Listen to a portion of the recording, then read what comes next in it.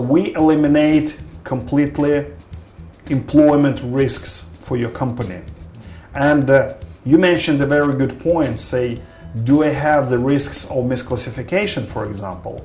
Yes, if you would have a direct contract with this individual, if he would work for you as an independent sales rep, I mean, IRS may come to you, audit what you do, and find out that although you have a contract with him, although you have a contractual agreement with him, actually he is your employee. Yeah, why? Why he is your employee? Because you control his work, you provide the tools, yes, you manage him, and you can influence the outcome of his work. Okay, so if you have, so all these things would show IRS that you need to employ that person. Okay, then you have a huge misclassification risks, because if, for example, you have a contract with that individual for several years, it would mean that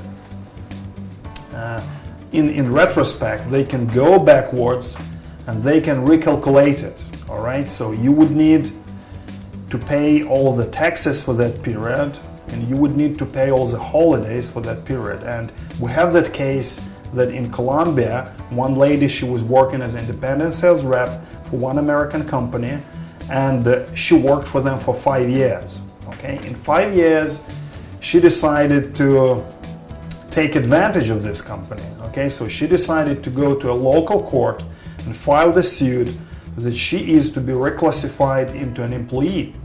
Okay, so and the court made a ruling that she was an actual employee of that company, because the company controlled her, the company managed her, okay, and she was to be an employee, meaning the company was to pay a lot of taxes, which was calculated for all these years, to the local government, plus pay her all the benefits as if she was an employee, plus pay her all the holidays, which she didn't go to for 5 years. All right, so you can imagine it was a really big sum for American company.